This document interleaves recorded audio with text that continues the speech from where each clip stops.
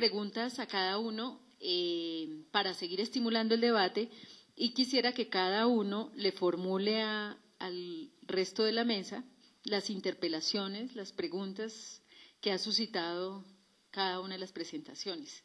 Porque lo que nos suele suceder es que en los paneles no discutimos, sino que cada uno echa su rollo y adiós.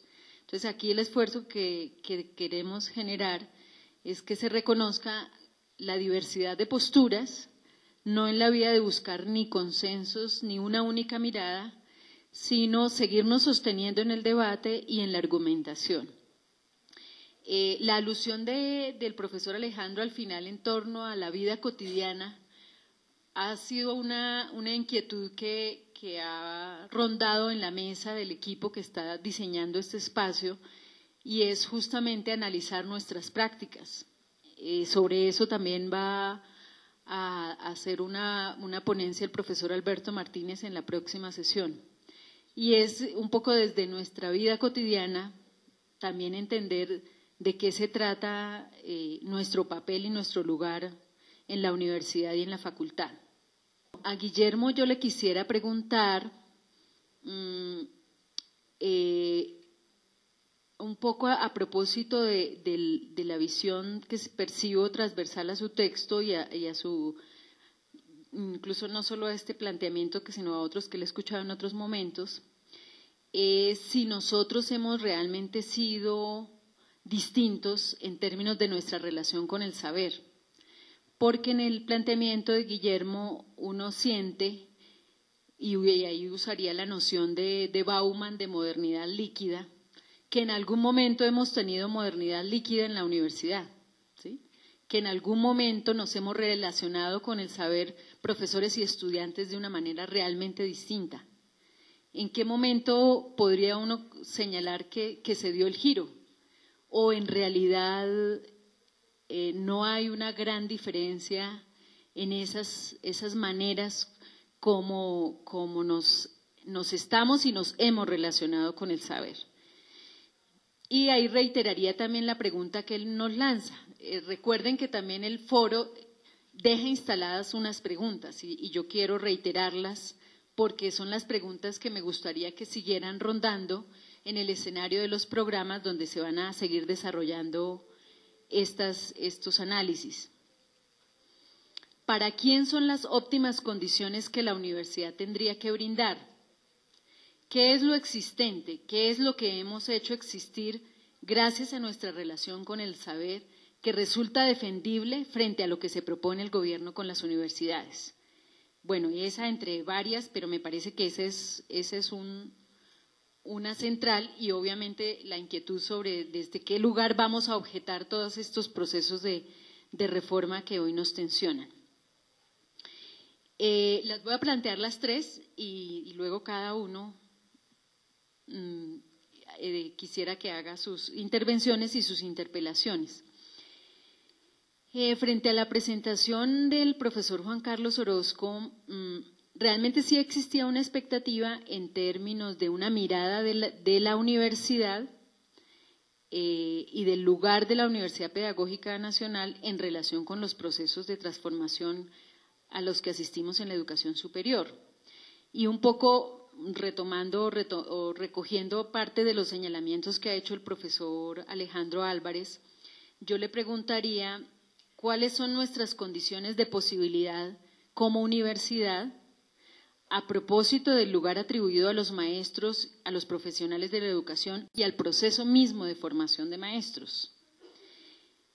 Y eso lo señalo a propósito de la pequeña introducción que yo hacía, y es a la luz del proceso de reforma en la educación superior uno podría decir, y eso no solamente nos está pasando a nosotros, sino en muchos lugares del mundo, el lugar de las facultades de educación es ser los agentes, las correas de transmisión de las reformas en educación superior. Entonces, si estamos movilizando el discurso de las competencias, se trata de que en las facultades de educación, que sí saben de educación, nos ayuden a lograr agenciar el discurso de las competencias en todos los niveles de la educación, porque ellos sí tienen un saber acumulado que nos permite lograr efectivamente que ahora todo todos los currículos, la evaluación, los procesos formativos se generen para poner solo un ejemplo, en torno a las competencias. Entonces, un poco, mucho de lo que uno diría, si mira transversalmente todo el discurso de la reforma, no solo de la reforma de la Ley 30, sino de todas las metas de la educación superior, uno diría el papel de las facultades y de una universidad como la pedagógica sería hacer eso, la correa de transmisión que logra agenciar y dinamizar esos discursos que hacen posible y hacen viable la instalación de ciertos discursos y ciertas prácticas que configuran esa nueva manera de ser de la educación superior, ¿sí? Y en ese sentido, pues por supuesto otra vez el lugar de una universidad como la nuestra en relación con también esta orientación que las consignas que han circulado en Europa lo reflejan muy bien, escuela de élites y fábrica de precarios, ¿sí? Ese es el modelo al que hoy nos vemos abocados en la educación superior en el mundo, con una situación mucho más dramática para nosotros, por supuesto. Y donde el gran recontextualizador se vuelve el mercado, ¿no? En términos también del sentido de la reforma. Entonces, un poco los análisis, profesor Juan Carlos, que usted ha hecho en términos de esas condiciones de posibilidad y a ver si logramos controvertir el escepticismo del profesor Alejandro, porque casi queda uno con ganas de hacerse harakiri después de escucharlo. Aunque valoro profundamente ese mapa que nos ha presentado Alejandro, que para mí hay novedades que no, pues no tengo todo ese mapa histórico ni esa relación de tantos años con la universidad. Me quedó la inquietud si ahí tú presentas una mirada evolutiva de la facultad y de la universidad que va de más a menos. Y siempre todo pasado fue mejor. ¿Será eso por eso lo de ¿a quién engañas, abuelo? Entonces me gustaría como entender ese lugar desde el cual tú enuncias. Y me interrogaba, es decir, quisiera como avanzando en el espíritu que planteaste, ¿cuáles serían las preguntas que tendríamos que plantearnos para seguir avanzando en este debate que nos logre como concentrar los análisis en los puntos nucleares, ¿sí? Más allá de la queja, más allá de seguirnos dando látigo, que ese no es el espíritu al cual a mí me interesa impulsar, porque yo valoro profundamente y trato todo el tiempo de reconocer siempre la capacidad, la potencia, la disposición, el trabajo, el esfuerzo, el compromiso que muchísimos profesores de esta facultad expresan permanentemente. Eso lo veo todo el tiempo, todo el día.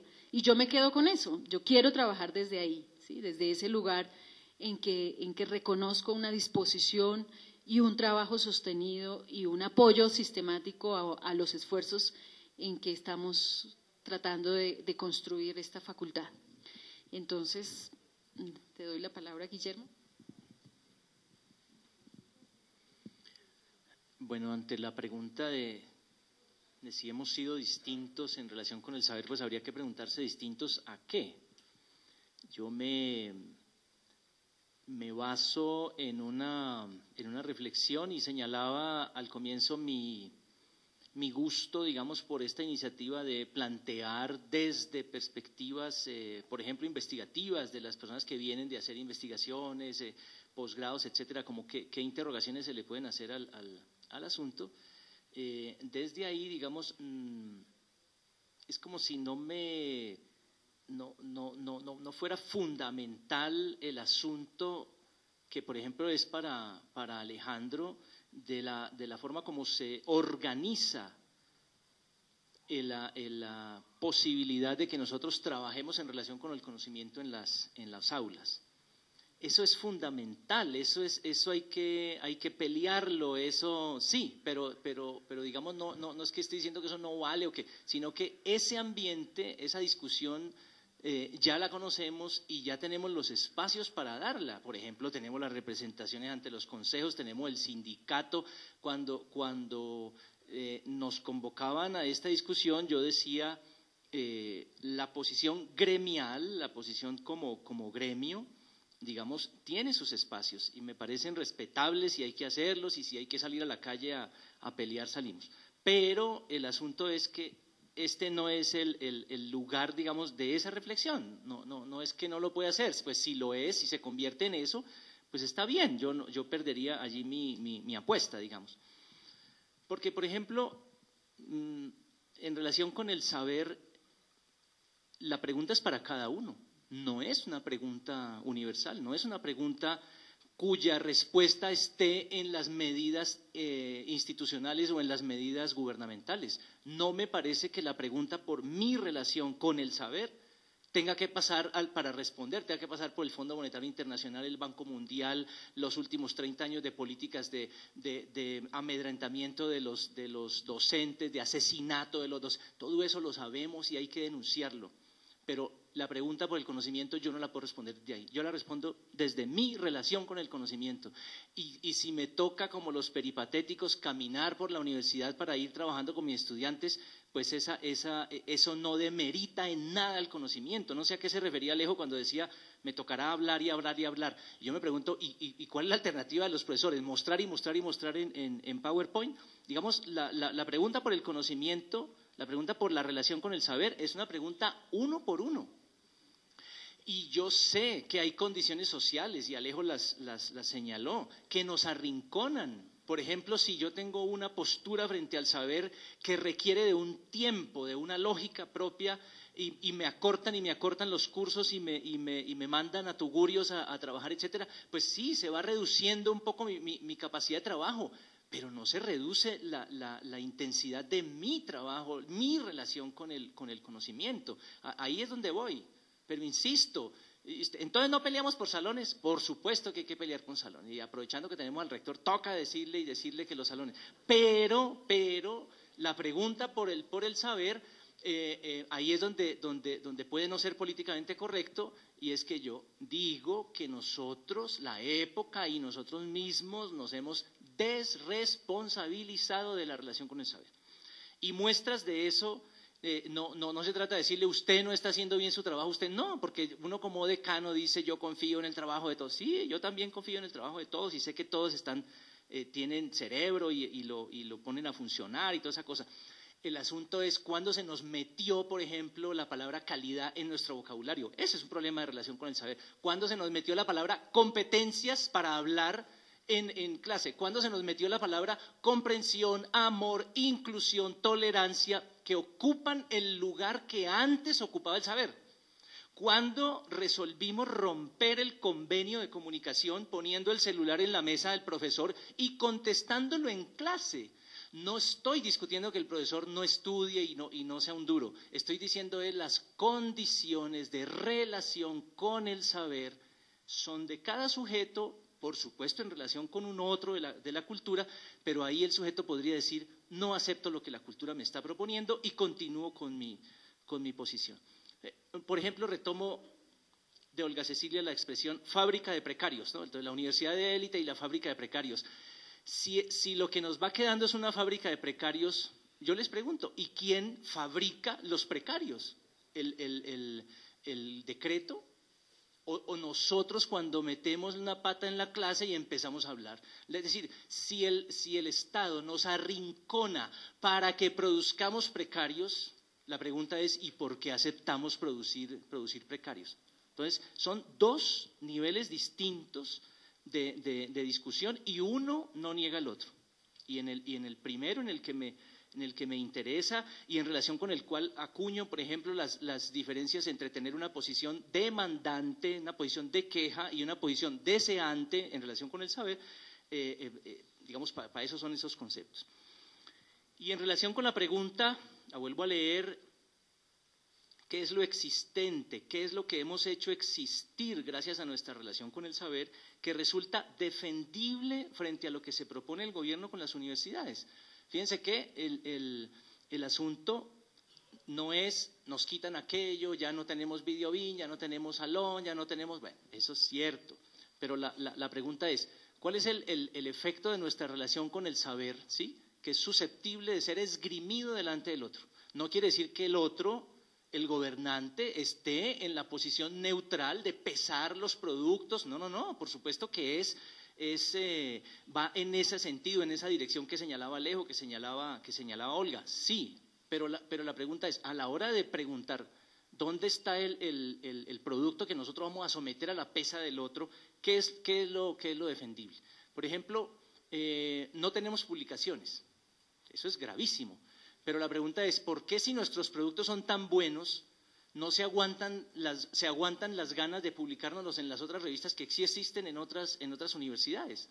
Entonces, por supuesto que tenemos un sistema jerárquico de asignación de sentido y de valoración de las publicaciones, y tenemos el sistema de conciencia, bla, bla, bla, bla, sí, pero si fuéramos tan radicalmente trascendentales en el sentido de nuestras producciones, yo pensaría que las editoriales tendrían que estar nerviosas porque van a perder esa publicación de nuestros productos.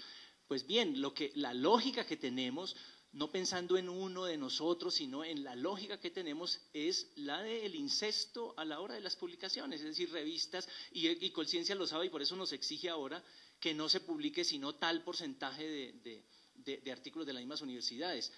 Por la lógica que hemos aceptado nosotros de las publicaciones, hacemos publicaciones para publicarnos y lo sabemos y lo decimos y no obramos en contra, y es que las publicaciones no se leen, se contabilizan las veces que se citan las publicaciones en otras publicaciones. Es un sistema interesantísimo como aquel del tipo que lo demandaron a una editorial creo que en Argentina.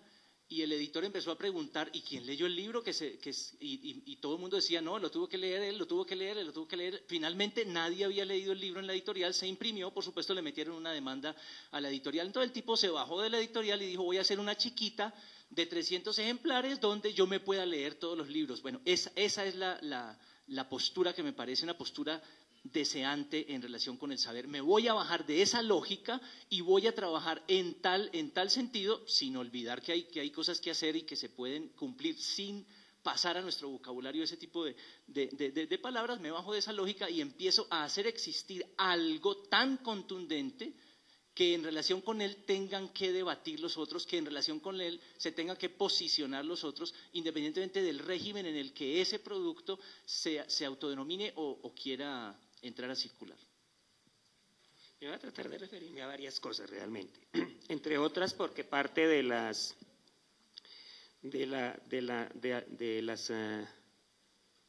elucubraciones que pensaba realizar ya fueron mejor expuestas por Guillermo. Hay como dos aspectos a los que yo quisiera como hacer alusión. A ver, uno en aras de una demanda que hacía Guillermo, entre otras cosas, que es la demanda en relación con el saber y con lo que significa ser portador de un saber, ¿sí? Estar en posesión de un saber. Porque sí,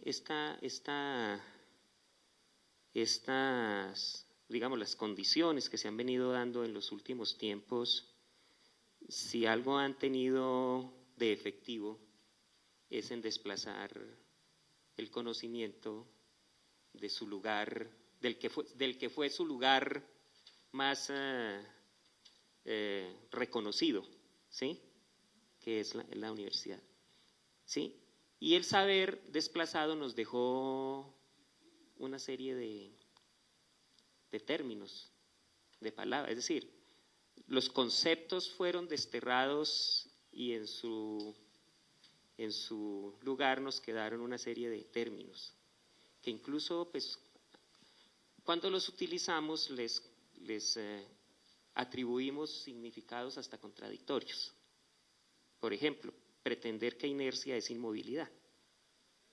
cuando la inercia es una condición de movimiento naturalizado, es decir, de movimiento que está sometido a unas dinámicas, ¿sí?, que hacen para un observador, ¿sí?, imposible determinar que eso se mueve, ¿sí? Claro, la relatividad por eso nos resultó tan importante como revolución en el principios del siglo XX, ¿sí?, a tal punto que la física fue capaz de cambiar radicalmente las realidades sociales. Y lo hizo la relatividad y lo hizo la física cuántica, ¿sí? Cambiaron la ética misma, o sea, la ética deja de ser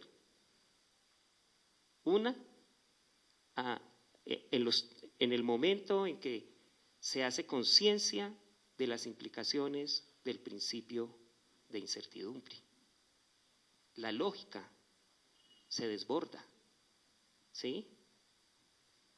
Incluso lleva a hacer un reconocimiento en el pasado de una serie de teorías y de planteamientos que en el marco del mecanicismo habían sido simple y llanamente desechados. Entonces a mí me parece que eso es muy importante subrayarlo, porque claro, en ese sentido, cuando a mí me preguntan por las condiciones de posibilidad de la universidad en lo que le compete, y aquí utilizo competencia no en el sentido del discurso instituido por las políticas nacionales y transnacionales, sino en el sentido más de responsabilidad, de incumbencia, ¿sí?, de lo que le es propio realizar en virtud de la naturaleza que se porta. O sea, en ese sentido uso competente. Entonces yo creo que, obvio que la universidad tiene unas condiciones de posibilidad que sin lugar a dudas, yo coincido con Alejandro, son sustancialmente distintas a las de hace 35 años. Son radicalmente distintas a las que se le plantearon a la universidad en el acto fundante en 1955, cuando por decreto del dictador de turno, ¿sí?, se crea como persona jurídica la Universidad Pedagógica Nacional en contravía de otro proyecto de formación de educadores. Eso también es bueno, nosotros a veces decimos, no, nosotros venimos de la Escuela Normal Superior, no, nacemos contra la Escuela Normal Superior. O sea, ahí ya hay, entre otras cosas, un primer momento de ruptura en relación con la pedagogía. Sí. Entonces, ese elemento me parece que es importante ponerlo de presente. Y obvio, hoy tenemos unas condiciones de posibilidad distintas, que entre otras cosas pasan, y yo coincido en eso con muchos de ustedes que lo han hecho público, en un momento en el cual la pedagogía ha sido desterrada. O sea, claro, ¿qué significa para una universidad pedagógica? ¿En qué se traduce ese proceso de desplazamiento del conocimiento? Para nosotros eso significa que la pedagogía es relegada, es desterrada de la universidad. ¿Sí? Y eso tiene un elemento adicional. Es claro, es que en la perspectiva de la reforma actual, nuestras condiciones de posibilidad pasan, sin lugar a dudas, y eso depende mucho de lo que hagamos nosotros, por una condición de subordinación frente a unos agentes externos y ajenos. No soy muy partidario de las miradas catastrofistas, ¿sí? Creo que el principio de realidad también nos llama a no entrar en un desbordado optimismo, ¿sí? Pero yo creo que hay un asunto que tenemos que poner en el centro del debate, y eso en relación con la pregunta que me planteaba Olga Cecilia, ¿sí? Y es, ¿qué significa la formación de maestros? O sea, más bien, ¿qué significado le atribuimos? Porque es que eso ¿qué significa? Es como si eso fuese ya algo predado, no. ¿Qué significado le atribuimos a la formación de maestros hoy en día? Porque es en relación con los significados que le atribuyamos a esa práctica, llamémoslo así, ¿sí? Que nuestra propia práctica adquiere significado y adquiere sentido, ¿sí? Es en relación con eso que de pronto es mejor, sí, formar en el buen sentido de los peripatéticos, ¿sí? O de los estoicos, ¿sí? O de los cínicos, ¿sí? O sea, es en relación con eso. Y es en relación con eso que, claro, lo demandante también, porque no está excluido lo demandante, me parece a mí, ¿sí?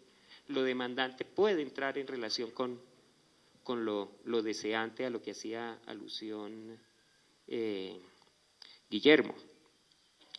Sin lugar a dudas, como lo decía también Heidegger, y esto no justifica, no es una justificación, sin lugar a dudas nos tocaron tiempos de penuria, ¿sí? Y de penuria en el más amplio sentido, o sea, de penuria que yo creo que Alejandro lo señalaba muy bien cuando ponía de presente que casi que la pregunta se coloca es en relación con, oiga, ¿cuál es el horizonte de sentido de la sociedad, ¿sí? En la que estamos instalados, porque es en relación con eso que empiezan a adquirir, o sea, que dotamos de significado la formación de maestros, que dotamos de significado nuestra condición de formadores de maestros, ¿sí? Pero además que ponemos de presente el carácter determinante o, por el contrario, el carácter contingente de otras condiciones, como por ejemplo las materiales. O sea, es en relación con eso. La reforma, sin lugar a dudas, para no sacarle del todo el cuerpo a la pregunta, la reforma no resuelve los problemas profundos que tiene la universidad pública, sin lugar a dudas. La reforma, a duras penas, como está planteado en todo el trabajo que se ha venido haciendo con los rectores del SUE, a duras penas permite, con la propuesta que sea, no la que propuso inicialmente el gobierno, o sea, la que se ha logrado que el gobierno vaya aceptando en términos de incrementos, a duras penas permite subsanar todas las deficiencias, los déficits, el desfinanciamiento acumulado de los últimos años, ¿sí? No resuelve los problemas fundamentales, sí, de mejores condiciones de planta física, de una cantidad de necesidades que están ahí, esa no las va a resolver como está planteada. Menos aún, eso se ha planteado abiertamente, le resuelve el problema al gobierno de darle curso a su política de cobertura y de esa palabra que se nos coló y a la que todos nos referimos ahora en términos de la calidad. No lo resuelve. Y sí, ahí hay decisiones que se tienen, sin lugar a dudas, que tiene que tomar la universidad. O sea, entre otras cosas que ha venido, cuando digo la universidad somos todos, ¿sí? Que se han venido aplazando por múltiples razones y muy variados intereses, ¿sí? Durante mucho tiempo. Ese sería como el otro elemento. Y por supuesto, yo creo que pues estos ejercicios de crítica, de catarsis son muy importantes, pero igualmente, por lo menos en lo personal, me cuido de que no me conduzcan a un estado de catalepsia, que eso sí sería como lo peor que nos podría ocurrir, porque eso ya es el abandono absoluto ya no solo del conocimiento, sino del sujeto, de la subjetividad que hace posible el conocimiento. Y eso sí esa sería la muerte, la muerte térmica de la universidad, o sea, la máxima expresión de la entropía, el 0 Kelvin en la universidad, que no creo que sea como él. Por lo menos no es ese mi propósito. Me confunde un poco, Guillermo, con la manera como presenta un gesto que para mí es imposible, que es la decisión entre el conocimiento, la ética y la política. Yo, digamos, subjetivamente soy incapaz de producir esa decisión. Yo subjetivamente no puedo producir una decisión que seguramente Guillermo sí la logra, entre su lugar como gremio, su lugar como funcionario y su lugar como intelectual. No me declaro incapaz. Ahora, tengo como, digamos, mi vida, mi postura intelectual, mi postura académica ha sido, paradójicamente o justamente a propósito de eso, mostrar cómo el saber, la ciencia, el conocimiento es producido históricamente y es producido y es situado. No hay saber, ni conocimiento, ni ciencia que no emerja de profundos conflictos, tensiones históricas, políticas, localizadas, territorializadas, y entonces no entiendo un poco la posibilidad de pensar sobre qué, sino sobre lo que me constituye. O cómo nos constituimos en la sociedad, en la universidad. A mí me gusta pensar, no sé hacer más. No sé hacer más, desafortunadamente. Y me gusta pensar ética y políticamente. También epistemológicamente, cada vez menos. Más estéticamente, cada vez más, afortunadamente. Ahora, el panorama que escuchando a Juan Carlos, se lo tengo que decir como colega, quedo preocupado, quedo muy preocupado.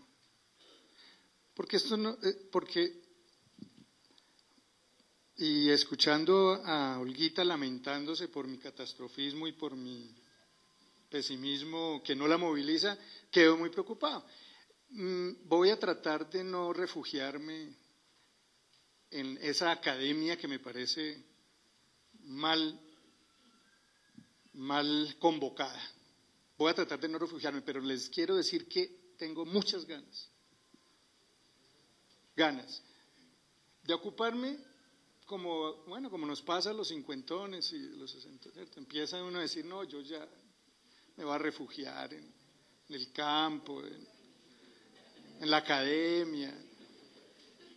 Sí, puede ser eso. Puede ser un problema de edad, generacional, o un poco una reacción también de escuchar lo que yo escucho. Yo esta mañana soy suplente del Consejo Superior, el principal no podía venir, y tuve un conflicto interno profundo para saber si iba o no iba. Decidí no ir, me fui a trotar. Y es un poco la tendencia para donde voy, y más ahora. No sé cuánto tiempo más voy a durar aquí, posiblemente en escenarios como estos, es posible que no mucho, además puede ser incómodo porque daño el tono académico de las discusiones. Pero yo sí esperaba, Juan Carlos, tú eres hoy el rector de la Universidad Pedagógica. Hay unas preguntas que no son ligeras y no son gremialeras ni son sindicaleras, aunque eso no demerita las preguntas tampoco. Porque también son preguntas que tienen justificaciones académicas y que provienen también de discursos, es que para mí eso no está escindido. Entonces yo esas preguntas creo que eludirlas a nombre de una convocatoria académica, yo creo que las han eludido. Olguita hizo una muy buena presentación del tema de la discusión de la reforma, espero que en eso sigamos, espero que nos sigamos ocupando de eso. No es poca cosa lo que viene, Juan Carlos. Me parece que la respuesta no es, no nos va a solucionar los problemas, no, nos los va a agravar la reforma. Yo he estado siguiendo de cerca el debate nacional, asistí a todo el seminario internacional que convocó el Ministerio de Educación y luego a todo el seminario que convocó la Universidad Nacional sobre el tema de las reformas educativas de la educación superior en América Latina. Y yo creo que, bueno, claro, nadie es profeta en su casa. Yo parezco catastrofista, pero los discursos que se están planteando son de una profunda transformación, lo que viene en camino y lo que está sucediendo. Ahora, esto no es este gobierno ni esta reforma, de acuerdo, pero hay coyunturas que hay que aprovechar. Y yo creo que esta es una coyuntura para aprovechar, para repensarnos. Así yo había entendido la convocatoria. Lo que plantea Alejandro en su segunda intervención, pues obvio que amerita un pronunciamiento. A ver, en primer lugar, creo que no estuvo en mis palabras demeritar, ni siquiera calificar de gremialista o descalificar ningún discurso. Soy bastante cuidadoso en eso, entre otras cosas, pues soy respetuoso de todos esos escenarios y además respetuoso no en el sentido de esa forma particular de la tolerancia que nos han vendido, ¿sí? Que es la negación del otro de entrada, ¿sí? Que es la tolerancia se nos volvió una forma de eliminar la alteridad. No, sino en el sentido de reconocer, ¿sí? Eso como muy importante, como necesario en un contexto como el actual. O sea, en ese sentido, y si mi intervención dio para que se pensara así, también como debe corresponder públicas excusas por si eso se miró en esos términos. Yo creo que coincidimos en lo último que tú dices, ¿sí? Y Alejandro creo que al final plantea dos palabras que de entrada me parece a mí que nos permiten aclarar también la posición, o sea, utiliza catastrofismo, pero utiliza también profundas transformaciones. Y sin lugar a dudas, estamos sometidos a profundas transformaciones. Profundas transformaciones en las que cabe la posibilidad, y esa es una de las condiciones de posibilidad, que dejemos de ser necesarios como institución. ¿Sí? Que dejemos de ser, y eso es parte y en eso coincido, eso es parte de la reflexión, ¿sí? Y en ese que dejemos de ser necesarios, ¿sí? Por supuesto que entran las dos, por lo menos dos de los componentes, creo que son más, yo aquí ya empiezo a confundirme en los asuntos ontológicos, ¿sí? Y es, por un lado, que una existencia física, ¿sí? ¿Ya? Pero también esa otra existencia más profunda, ¿sí? Que es la que termina poniendo de presente que más allá de las estrecheces, ¿sí? Puede, si es necesaria, si la consideramos necesaria, ¿sí? Existir la universidad. Ese es un asunto, bueno, eso es un asunto de hondo calado. Pero me parece que eso marca la diferencia. Claro, las profundas transformaciones en todos los procesos, ¿sí? Contemplan la posibilidad de que eso que se transforme cambie tan radicalmente que deje de ser lo que era, ¿sí? Y que muy probablemente emerja otra cosa.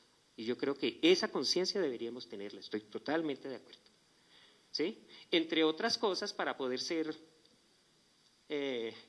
agentes de las transformaciones y no ser simplemente espectadores o objetos de las transformaciones, que creo que esa es la gran demanda que además nos hacemos.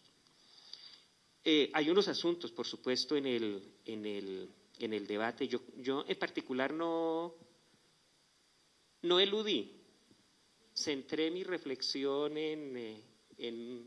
digamos, en el tema preámbulo del debate, y por supuesto creo que debemos avanzar en un debate mucho más profundo en relación con el proceso de reforma.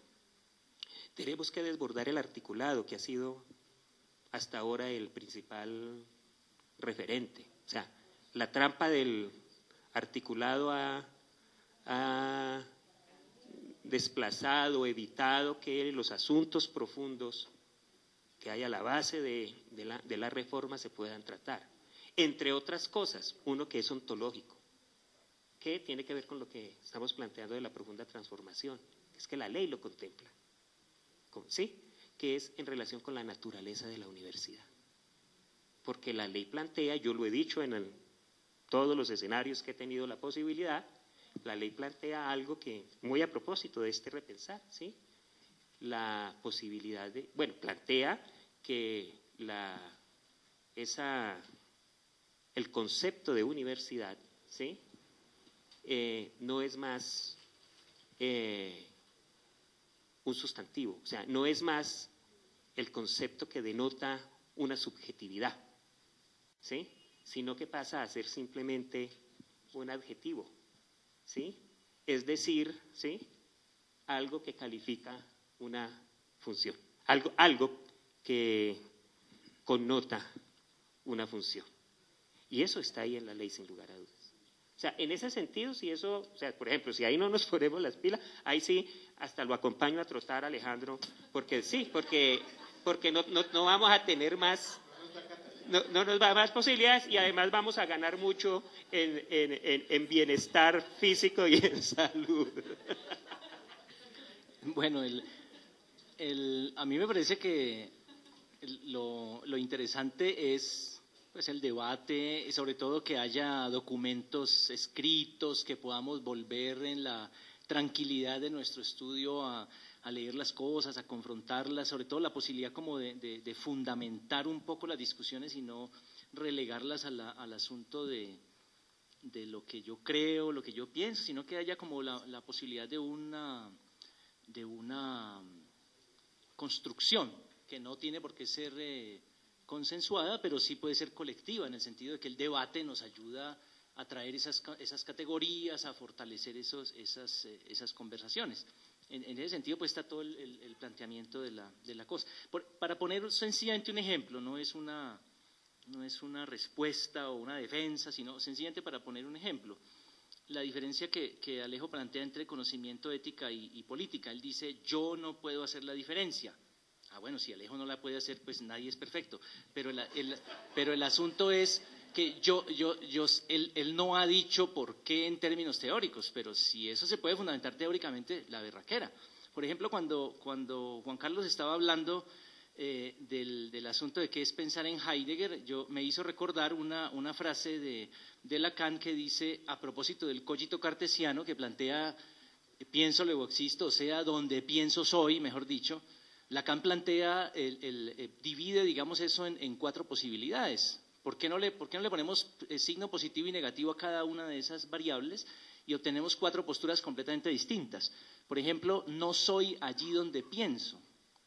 Y el tema del acto, el tema ético, el tema de la decisión, se da justamente cuando uno suelta el pensamiento, que era lo que estaba planteando o trayendo, según le entendía Juan Carlos, el asunto de Heidegger. Es decir, que la decisión, y la ética tiene que ver con la decisión, no está fundamentada en el saber, no está fundamentada en lo epistémico, no está fundamentada en el conocimiento. El acto siempre requiere de un desprendimiento del saber para poder ser realizado. Es más, podemos incluso caracterizar la procrastinación, el aplazamiento, como algo que encuentra su justificación justamente en el ámbito del pensamiento. Es que no lo he terminado de pensar, por eso no puedo decidir. ¿Y cuándo terminaremos de pensar? Si la característica del pensamiento, si hemos de acordar en su dimensión lingüística, es justamente que siempre habrá algo más, siempre habrá algo más. De manera que cuando uno declara que su decisión se debe a un pensamiento o se debería a un pensamiento, lo que declara es que no quiere actuar. Entonces, fíjense, un fundamento teórico para la separación que estoy poniendo entre la dimensión de nuestra relación con el saber, y separaciones de especificidades, no en el sujeto. No es que porque yo pueda hablar de la dimensión cognitiva y que yo pueda discutir que si por un punto exterior a una recta pasa una sola perpendicular, eso no lleva nombre de época, así haya sido producido en una época. Si estoy en capacidad de decir eso y de diferenciarlo del acto ético, no quiere esto decir, por supuesto que en eso Alejandro tiene la razón, de que el sujeto no sea el mismo. Pero también sería muy interesante pensar el sujeto como atravesado por especificidades distintas. Por ejemplo, atravesado por la especificidad del saber, que le implica un aplazamiento del ser, atravesado por el asunto de la ética, que le implica el tema de la acción, y vos proponías también ética y política, aunque para mí estarían más cercanas desde esta perspectiva, pero podríamos hablar también, si se quiere, de una dimensión política. Y por supuesto se trata de alguien que tiene que tomar esas decisiones en esos tres aspectos. Entonces, bienvenida la discusión y ojalá podamos poner como en circulación por escrito todas estas posturas. Bueno, les agradezco muchísimo a todos. Volveremos a vernos el 13 de septiembre. Muy amables por su tiempo.